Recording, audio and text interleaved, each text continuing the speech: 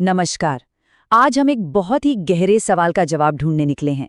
वो सवाल ये है कि हमारी पृथ्वी जिस पे हम रहते हैं आखिर बनी कैसे।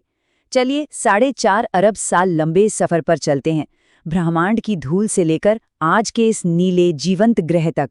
ये हमारी अपनी कहानी है। तो सवाल यही है, कैसे एक धधकता हुआ आग का गोला, एक बंजर चट्टान आज की इस हरी भरी जीवन से भरपूर दुनिया में बदल गया। ये सब हुआ कैसे? चलिए इसी सवाल की तह तक जाते हैं विज्ञान की मदद से। तो चलिए कहानी की शुरुआत से शुरू करते हैं। सबसे पहले ये देखते हैं कि हमारी उत्पत्ति के बारे में शुरुआती विचार क्या थे। मतलब जब वैज्ञानिकों ने इस बारे में सोचना शुरू किया तो वो दार्शनिक सोच से निकलकर वैज्ञानिक जांच की तरफ कैसे बढ़े। अच्छा, तो शुरुआती आइडियाज में सबसे पहला जो नाम आता है वो है निहारिका परिकल्पना या नेब्यूला हाइपोथेसिस। ये हमारी समझ के लिए एक बहुत बड़ा एक रेवोल्यूशनरी कदम था। सोचिए, पहली बार किसी ने ये कहा कि हमारा पूरा का पूरा सोलर सिस्टम, सूरज, ग्रह और बाकी सब कुछ सिर्फ एक ही घूमते हुए गैस और धूल के बादल से बना है। अब देखिए स्लाइड में सबसे दिलचस्प बात यह है कि ये दिखाती है कि साइंस काम कैसे करता है। ये हमेशा बदलता रहता है, इवॉल्व होता है। जहाँ एक तरफ कांट और लैपलेस ने एक ही बादल की थियोरी दी, वहीं बाद में चैम्बरलेन और मॉल्टन आए और उन्होंने कहा नहीं, एक दूसरा तारा पास से गुजरा होगा। ये दिखाता है कि कोई भी थियोरी पत्थर की लकीर नहीं होती, उसे हमेशा चैलेंज किया जाता है और बेहतर बनाया जाता है। और फिर आई वो खोज जिसने सब कुछ बदल दिया, जिसने ब्रह्मांड को देखने का हमारा नजरिया ही हमेशा के लिए बदल दिया। हम बात कर रहे हैं महाविस्तार की, जिसे हम बिग बैंग थ्योरी के नाम से जानते हैं। और यह सिर्फ कोई ख्याल नहीं था, ये ठोस सबूतों पर आधारित एक क्रांति थी। और इस क्रांति के केंद्र में थे एडविन हबल। 1920 में जब उन्होंने ये सबूत दिया कि हमारा ब्रह्मांड फैल रहा है, तो ये मॉडर्न कॉस्मोलॉजी की नींव का पत्थर बन गया। ये सिर्फ एक आइडिया नहीं था, ये एक ऑब्जर्वेशन थी, एक सच्चाई थी कि आकाश गंगाएं हमसे लगातार दूर जा रही हैं। तो सवाल उठता है कि हबल को ये पता कैसे चला? इसका जवाब है रेड शिफ्ट। देखिए, बहुत सिंपल है। जब कोई भी चीज, जैसे कि एक गैलेक्सी, हमसे दूर जाती है तो उससे आने वाली रोशनी वो स्पेक्ट्रम में लाल रंग की तरफ खिसक जाती है, थोड़ी खिंच जाती है। और यही वो पक्का सबूत था जो ये चीख चीख कर कह रहा था कि ब्रह्मांड वाकई में फैल रहा है। बिग बैंग के ठीक बाद जो कुछ भी हुआ वो अविश्वसनीय रफ्तार से हुआ। जरा इस टाइमलाइन को देखिए।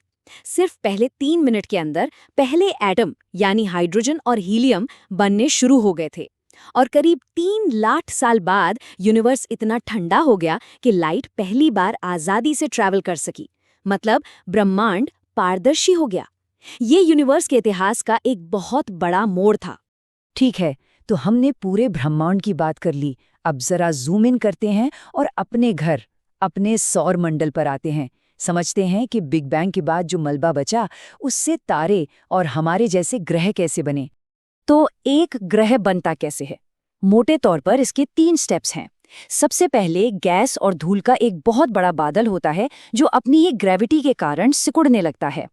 फिर इसके चारों ओर घूमने वाली डिस्क में छोटे छोटे पिंड बनने लगते हैं, इन्हें हम ग्रहाणु कहते हैं। और फिर आता है आखिरी और सबसे जरूरी स्टेप, अभिवृद्धि या एक्रीशन। इसमें ये छोटे छोटे पिंड आपस में टकराते हैं, जुड़ते जाते हैं और धीरे धीरे बड़े होकर ग्रहों का रूप ले लेते हैं। और ये स्लाइड बहुत अच्छे से समझाती है कि हमारे सोलर सिस्टम में 2 अलग अलग तरह के ग्रह क्यों हैं। देखिए, जो ग्रह सूरज के पास थे वहां सोलर विंड इतनी तेज थी कि उसने सारी हल्की गैसों को उड़ा दिया। इसीलिए वहां सिर्फ चट्टानी ग्रह बचे, जैसे हमारी पृथ्वी। और जो ग्रह दूर थे वहां सोलर विंड कमजोर थी, तो उन्होंने अपनी गैसों को संभाले रखा और बन गए विशाल गैस जाइंट्स, जैसे जुपिटर। तो अब फोकस करते हैं खास तौर पर हमारी पृथ्वी पर और उन प्रोसेसेस को समझते हैं जिन्होंने इसे एक जैसे पिघले हुए गोले से आज के इस स्ट्रक्चर्ड प्लैनेट में बदला। कभी सोचा है कि पृथ्वी के अंदर ये परतें, क्रस्ट, मेंटल, कोर, ये सब बनी कैसे? इसका जवाब है एक प्रोसेस में, जिसे कहते हैं ग्रहीय विभेदन या प्लैनेटरी डिफरेंशिएशन। जब पृथ्वी पूरी तरह से पिघली हुई थी तब ग्रेविटी ने अपना काम किया। जो भी भारी चीजें थीं जैसे लोहा, वो नीचे केंद्र की तरफ चली गईं और कोर बन गईं। और जो हल्की चीजें थीं वो ऊपर आकर जम गईं और क्रस्ट और मेंटल बन गई। अच्छा, पृथ्वी तो बन गई, लेकिन फिर हमारे चांद का क्या? वो कहाँ से आया? आज जो सबसे मानी हुई थ्योरी है वो है जाइंट इम्पैक्ट थ्योरी। इसके मुताबिक बहुत पहले जब पृथ्वी नई नई बनी ही थी, मंगल ग्रह के साइज का एक बहुत बड़ा पिंड उससे आकर टकराया। इस जबरदस्त टक्कर से जो मलबा अंतरिक्ष में बिखरा, वही धीरे धीरे इकट्ठा होकर हमारा चांद बन गया। इससे ये भी पता चलता है कि हमारा शुरुआती सोलर सिस्टम कितना उथल-पुथल भरा और खतरनाक था। तो अब तक हमारे पास एक ग्रह है, उसकी परतें हैं और एक चांद भी है। लेकिन अभी भी दो सबसे जरूरी चीजें बाकी हैं, वो चीजें जिनके बिना जीवन संभव ही नहीं है, हमारा वायुमंडल और हमारे महासागर। हमारे वायुमंडल की कहानी भी बड़ी दिलचस्प है और ये 3 हिस्सों में बटी है। पहला, पृथ्वी का जो शुरुआती एटमॉस्फेयर था, हाइड्रोजन और हीलियम का, उसे सोलर विंड ने उड़ा दिया। दूसरा, फिर पृथ्वी के अंदर से ज्वालामुखियों के जरिए बहुत सारी गैसें बाहर निकली, जैसे वाटर वेपर, कार्बन डाइऑक्साइड। इसे डी-गैसिंग कहते हैं और इससे हमारा दूसरा एटमॉस्फेयर बना। और फिर आया तीसरा और सबसे बड़ा बदलाव, जब जीवन शुरू हुआ और फोटोसिंथेसिस के जरिए उसने हमारे वायुमंडल को ऑक्सीजन से भर दिया। और महासागर, उनका जन्म भी इरी ज्वालामुखियों और ठंडी होती पृथ्वी से जुड़ा है। देखिए, ज्वालामुखियों ने बेहिसाब पानी की भाप यानी वाटर वेपर को वायुमंडल में छोड़ा। फिर जैसे जैसे पृथ्वी ठंडी होती गई, ये सारी भाप संघनित हुई, मतलब कंडेंस हुई और बादलों में बदल गई। और फिर इतिहास की सबसे लंबी और सबसे भारी बारिश शुरू हुई, जो शायद लाखों साल तक चली होगी। इसी बारिश ने धीरे धीरे धरती के गड्ढों को भरा और हमारे विशाल महासागरों को बनाया। ठीक है, तो हमने पृथ्वी के बनने की पूरी कहानी समझ ली।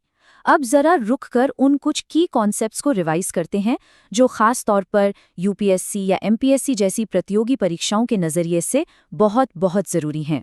प्रीलिम्स में अक्सर कॉन्सेप्ट्स को लेकर कंफ्यूज किया जाता है, तो कुछ बातें बिल्कुल साफ होनी चाहिए।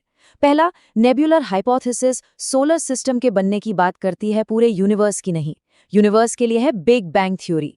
दूसरा, पूरा का पूरा यूनिवर्स फैल रहा है, मतलब गैलेक्सीज के बीच की दूरी बढ़ रही है, लेकिन गैलेक्सीज खुद नहीं फैल रही।